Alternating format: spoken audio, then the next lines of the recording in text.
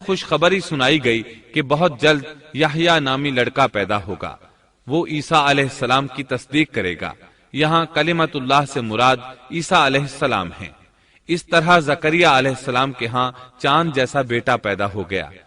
یہ جو ہی بڑے ہوئے، ان کے پاس اللہ تعالیٰ کا پہلا حکم پہنچا، یا یحییٰ خذ الکتاب بقوة وآتیناہ الحکم صبیا۔ اے یحییٰ، میری کتاب کو مضبوطی سے تھام لے، اور ہم نے اسے لڑکپن ہی میں دانائی عطا فرما دی۔ اللہ تعالیٰ نے آپ کو نو عمری ہی میں حکمت اور دانائی عطا فرما دی۔ تفاسیر میں ہے کہ بچوں نے یحییٰ علیہ السلام سے کہا آؤ کھیلیں۔ انہوں نے کہا ہم کھیل کود کے لیے پیدا نہیں کیے گئے، اور اس وقت ان کی عمر صرف 5 سال تھی۔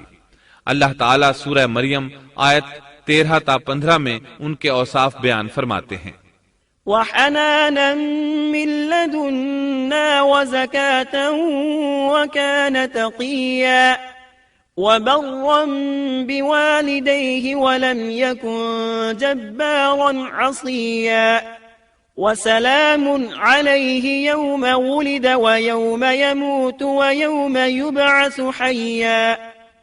اور ہم نے انہیں اپنے پاس سے شفقت اور پاکیزگی بھی عطا فرمائی، اور وہ پرہیزگار شخص تھا، اور اپنے ماں باپ سے نیک سلوک کرنے والا تھا، وہ سرکش اور گناہگار نہ تھا۔ اس پر سلام ہے جس دن وہ پیدا ہوا، اور جس دن وہ فوت ہوا، اور جس دن وہ زندہ کر کے اٹھایا جائے گا۔ مورخین لکھتے ہیں کہ یحییٰ علیہ السلام کی پیدائش کے صرف 6 ماہ بعد عیسیٰ ابن مریم علیہ السلام پیدا ہوئے، یعنی زکریہ علیہ السلام کی دعا کے 6 ماہ بعد مریم علیہ السلام کی طرف بھی اللہ تعالیٰ نے وحی بھیجی، تاکہ اللہ تعالیٰ انہیں عیسیٰ علیہ السلام جیسا لخت جگر عطا کریں۔ گویا یحییٰ علیہ السلام عیسیٰ علیہ السلام سے 6 ماہ بڑے تھے۔ یحییٰ علیہ السلام بڑے ہوئے تو اپنے والد زکریہ علیہ السلام کے ساتھ بنی اسرائیل کو اللہ کی طرف دعوت دینے لگے۔ اس وقت ایک ظالم شخص ان پر حکمران تھا۔ اس نے اپنے بھائی کی بیٹی سے شادی کرنے کا ارادہ کیا، اگرچہ ان کے دین میں یہ حرام تھا۔ اس نے یحییٰ علیہ السلام سے اس شادی کی اجازت طلب کی، اس لیے کہ ان کی نبوت کا اس وقت تک چرچا ہو چکا تھا، اور وہ ان کے درمیان شریعت کے مطابق فیصلے کیا کرتے تھے۔ فتویٰ لینے کے لیے وہ تحفے تحائف کے ساتھ آپ کی خدمت میں آیا۔ یحییٰ علیہ السلام نے لوگوں کو جمع کیا اور خطبہ دیا کہ لڑکی کی اپنے چچا سے شادی حرام ہے۔ بادشاہ اور وہ لڑکی یہ فیصلہ سن کر غضبناک ہو گئے۔ لڑکی نے بادشاہ سے کہا تم یحییٰ کو قتل کرا دو، تب ہماری شادی ممکن ہے۔ بادشاہ نے ان کی طرف اپنے سپاہی روانہ کر دیے۔ اس وقت یحییٰ علیہ السلام محراب میں نماز ادا کر رہے تھے۔ سپاہیوں نے انہیں قتل کر دیا۔ اس طرح بادشاہ نے اپنی بھتیجی سے شادی کر لی۔ اس کے بعد انہوں نے آپ کے والد زکریہ علیہ السلام کو بھی قتل کر دیا۔ اس طرح اس دور کے 2 نبی قتل کر دیے گئے۔ عیسیٰ علیہ السلام باقی رہ گئے۔ آپ یحییٰ علیہ السلام کی زندگی ہی میں نبی قرار پا چکے تھے۔ اس وقت آپ کی عمر 30 سال سے کچھ اوپر تھی۔ امام بخاری رحمت اللہ علیہ نے صحیح بخاری میں حدیث اسراء کے تحت سیدنا یحییٰ علیہ السلام کے ذکر میں یہ روایت لکھی ہے کہ نبی کریم صلی اللہ علیہ وسلم نے فرمایا، جب میں دوسرے آسمان پر پہنچا تو دیکھا کہ یحییٰ اور عیسیٰ علیہم السلام موجود ہیں، اور یہ دونوں خالہ زاد بھائی ہیں۔ جبریل علیہ السلام نے کہا یہ یحییٰ اور عیسیٰ علیہم السلام ہیں، انہیں سلام کیجیے۔ میں نے انہیں سلام کیا، دونوں نے سلام کا جواب دیا۔ پھر دونوں نے کہا آپ کا آنا مبارک ہو اے ہمارے نیک بھائی اور نیک نبی۔ سیدنا زکریا علیہ السلام کے تذکرے میں یہ آ چکا ہے کہ یحییٰ علیہ السلام کی والدہ اور مریم علیہ السلام کی والدہ حقیقی بہنیں تھیں۔ اس لیے حدیث معراج میں نبی کریم صلی اللہ علیہ وسلم کا یہ فرمانا کہ سیدنا یحییٰ اور سیدنا عیسیٰ علیہ السلام خالہ زاد بھائی ہیں، اسی رشتے کی طرف اشارہ ہے۔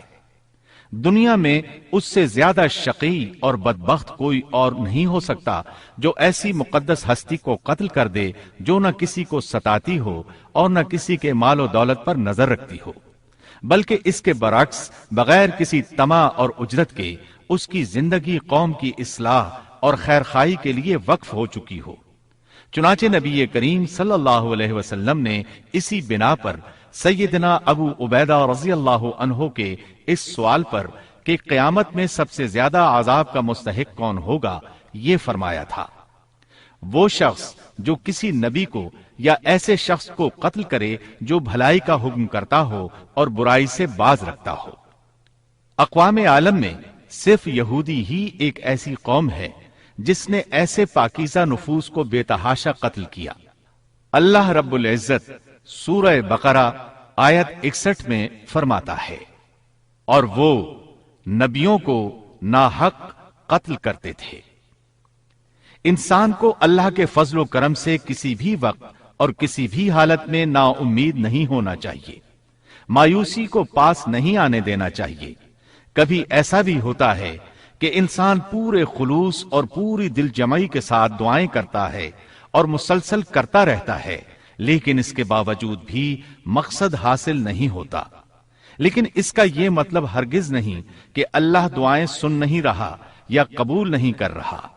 इस किस्म की मायूसी और ख्यालात को कुफ्र करार दिया गया है। अल्लाह ताला ने गुज़श्ता कौमों के संगीन हालात बयान किए हैं। इन कौमों की जानो माल में ऐसे हादिसात और पै दर पै ऐसी मुसीबतें पेश आईं कि अहले ईमान और उनके नबी पुकार उठे, अल्लाह की मदद कब आएगी।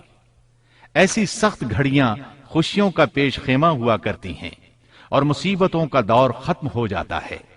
जो लोग अल्लाह की क़ज़ा व क़द्र पर भरोसा रखते हैं वो ऐसे लम्हात में मुसीबतों की दलदल से निकल जाते हैं और उन्हें अल्लाह ताला की तरफ से एक नई जिंदगी अता की जाती है।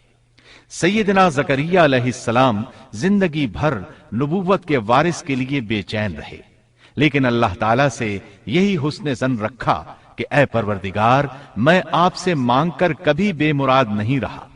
सैयदना ज़करिया अलैहिस्सलाम की उम्र की आखिरी मंजिल आ चुकी थी और आपकी बीवी साहिबा बांझ थी। सारी जिंदगी गोद औलाद से खाली रही थी। लेकिन मरियम अलैहिस्सलाम के हुजरे में करामत का ज़ुहूर देखकर आपका जहन अचानक इस तरफ मुंतकिल हुआ कि जो अल्लाह ताला इस बात पर कादिर है कि जाहिरी असबाब के बगैर हर रोज तरोताजा फल हुजरे में पहुंचा सकता है, वो यकीनन इस पर भी कादिर है कि मेरी इस आखिरी उम्र में मुझे औलाद की नेमत अता कर दे। हकीकत यह है कि दुआ करने वाले की नजर इस आलम असबाब में भी असबाब और वसाइल से कहीं ज्यादा मुसब्बिबुल असबाब पर हो तो वो कबूलियत का दरवाजा फौरन खुल जाता है।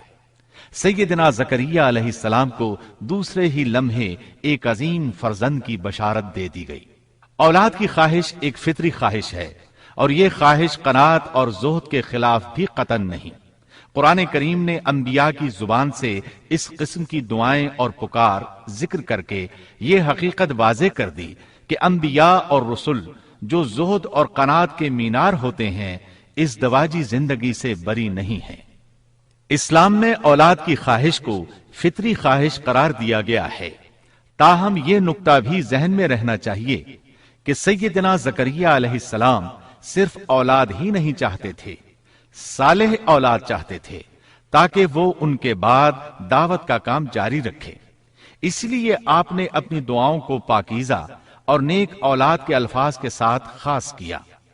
सूरह आले इमरान आयत 38 में है, उसी जगह ज़करिया अलैहिस्सलाम ने अपने परवरदिगार से दुआ की, कहा कि ऐ मेरे परवरदिगार, मुझे अपने पास से पाकीज़ा औलाद अता फरमा, बेशक तू दुआ का सुनने वाला है।